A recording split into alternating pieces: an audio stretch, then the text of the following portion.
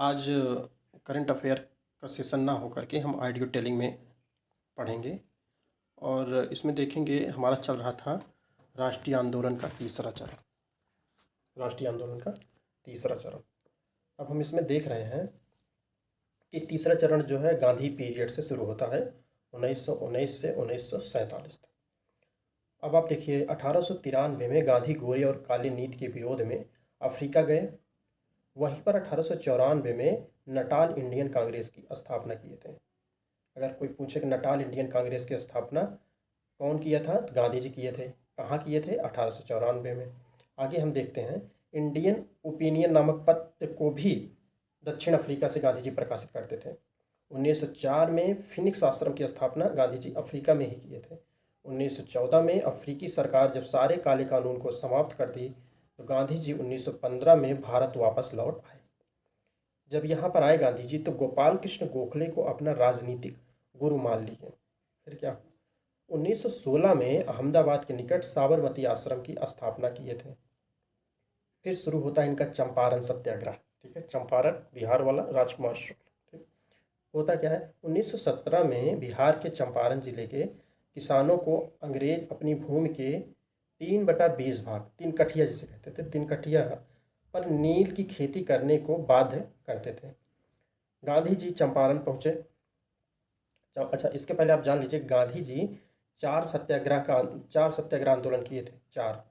पहला 1907 में अफ्रीका में, 1917 में चंपारण में, 1928 में वर्धा में, 1930 दांडी मार्च, 1918 खेड़ा सत्याग्रह। आप देखोगे खेड़ा सत्याग्रह भी अब 4 इसमें हो गया ना, एक अफ्रीका में, चंपारण में, वर्धा में और 1918 खेड़ा में। ठीक, इतना 4 सत्याग्रह किए थे। हम पढ़ रहे हैं चंपारण पहुंचते गांधी जी क्या करते हैं। चंपारण में गांधी जी सत्याग्रह आरंभ करने की धमकी दिए। अंत में अंग्रेज क्या किए, 3 कठिया पद्धति को वापस ले लिए। इसी समय रविन्द्रनाथ टैगोर गांधी को महात्मा कहे थे। अगर एक सवाल और बन गया कि गांधी जी को महात्मा की उपाधि किसने दी थी, तो रविन्द्रनाथ टैगोर ने दी थी। कहाँ पर दी थी? चंपारण सत्याग्रह के दौरान दी थी। अब आप देखोगे अगला क्या होता, अगला होता खेड़ा सत्याग्रह।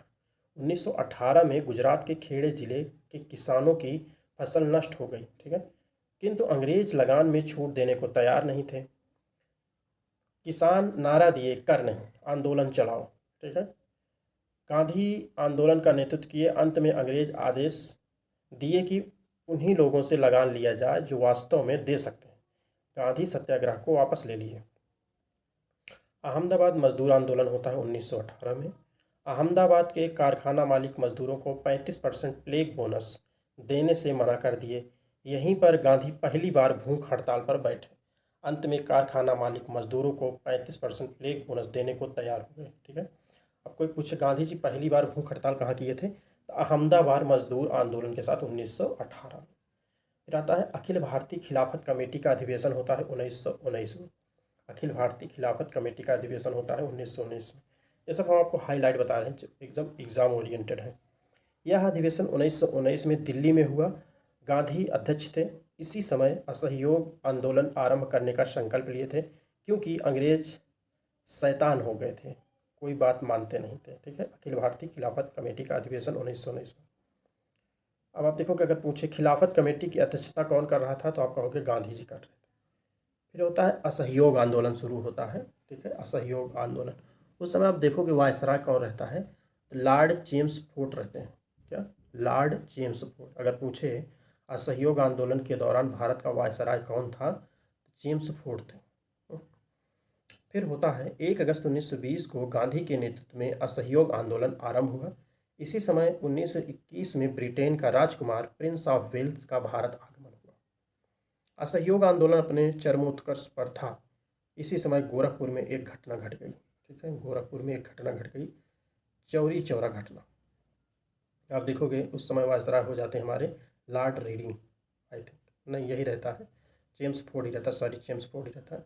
5 फरवरी 1922 को एक शांतिपूर्वक चल रहे जुलूस को अंग्रेज पुलिस रोकने का प्रयास किए। ठीक है, तो उग्र भीड़ ने पुलिस थाने में आग लगा दी, जिसमें 21 पुलिस, एक थानेदार की जलकर मृत्यु हो जाती है।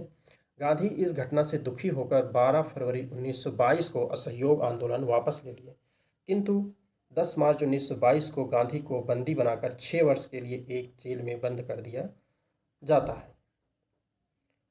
फिर वहाँ पर गांधी जी का स्वास्थ्य खराब हो जाता है, जिसके कारण 5 फरवरी 1924 को गांधी को जेल से रिहा कर दिया गया। 1924 में कांग्रेस के वेलगांव अधिवेशन की अध्यक्षता गांधी जी करते हैं। ठीक है, 1924 में कांग्रेस का वेलगांव कर्नाटक में किसकी अध्यक्षता, और एकमात्र अधिवेशन की अध्यक्षता किए थे जो वेलगांव। 1923 में चित्तरंजन दास तथा मोतीलाल ने स्वराज पार्टी का गठन किया। 1923 में, अब देखिए स्वराज पार्टी के बारे में जानेंगे। 1923 में इलाहाबाद में पंडित मोतीलाल नेहरू तथा चित्तरंजन दास द्वारा स्वराज पार्टी की स्थापना की गई थी। 1925 में चित्तरंजन दास की मृत्यु के साथ 1926 में स्वराज पार्टी का अंत हो गया। आगे क्या हुआ, काकोरी रेल डकैती 1925, जिसे अब क्या बोलते हैं, एक्शन, मतलब यूपी सरकार ने इसका नाम बदल दिया है, काकोरी रेल डकैती ना काकोरी रेल एक्शन था। हरदोई से लखनऊ जा रही मालगाड़ी को कुछ भारतीय क्रांतिकारी काकोरी नामक स्थान पर रोके और लूट लिए। काकोरी कांड में 4 भारतीय क्रांतिकारी को फांसी दे दी जाती है, राम प्रसाद बिस्मिल को। ठीक है, अब इसका नाम हो गया काकोरी रेल एक्शन। ठीक है, काकोरी रेल एक्शन। तो राम प्रसाद बिस्मिल थे, अशफाक उल्ला खां थे, रोशन सिंह थे, राजेंद्र लाहिड़ी थे। ठीक, इतने लोग थे। आपको अब बताना है कि इन चारों को किस किस शहर में फांसी दी गई है। आप नोट करिए कि काकोरी जो रेल एक्शन था उसमें जो हमारे 4 क्रांतिकारी थे, इनको किस किस शहर में फांसी दिया गया। कुछ को गोरखपुर में दिया गया, कुछ को फैजाबाद में दिया गया। तो आपको बताना है फैजाबाद में किसको दिया गया, गोरखपुर में किसको दिया गया। ठीक है, अब लॉर्ड इरविंग 1926 से 1931 तक का पीरियड चलता है। साइमन कमीशन का भारत आगमन होता है 3 फरवरी 1928 मुंबई। भारत शासन ठीक ढंग से चल रहा है या नहीं, इसी की जांच करने के लिए साइमन इंग्लैंड से भारत आया, किंतु इसके सभी सदस्य अंग्रेज थे, इसीलिए पूरे भारत में साइमन वापस जाओ का नारा लगा। पंजाब में लाला लाजपत राय जब साइमन का विरोध कर रहे थे तो पंजाब का पुलिस कैप्टन, मतलब पुलिस कप्तान जो था सैंडर्स, लाला लाजपत राय पर लाठी चार्ज कर देता है। तो लाला लाजपत राय घायल हो जाते हैं, कुछ दिन बाद उनकी मृत्यु हो जाती है। इसी का बदला लेने के लिए भगत सिंह, चंद्रशेखर आज़ाद, राजगुरु लाहौर पहुंचकर सैंडर्स की गोली मारकर हत्या कर दी। 1929 में भगत सिंह अपने साथियों के साथ दिल्ली विधानसभा पर बम फेंके और सर्वप्रथम इंकलाब जिंदाबाद का नारा दिया। इस नारा जो इंकलाब जिंदाबाद है, इसकी रचना जो थे इकबाल द्वारा की गई थी। 27 फरवरी 1931 को इलाहाबाद के अल्फ्रेड पार्क में चंद्रशेखर आज़ाद शहीद हो गए थे। 27 फरवरी 1931। 23 मार्च 1931 को भगत सिंह, राजगुरु, सुखदेव को फांसी दे दी गई थी। 23 मार्च 1931 को भगत सिंह, राजगुरु, सुखदेव को फांसी दे दी गई थी। ठीक है, आज के लिए इतना ही रखते हैं, आगे फिर कल देखेंगे। सुबह करंट अफेयर का सेशन अपलोड होगा, आप लोग देख लीजिएगा। अच्छा, कुछ लोग हमसे कहते हैं आप वीडियो में ये नहीं कहते हैं कि लाइक करिए, सब्सक्राइब करिए। तो देखिए आपकी इच्छा है, लाइक करिए, सब्सक्राइब करिए, लेकिन पढ़ते रहिए। Thank you, good night, bye.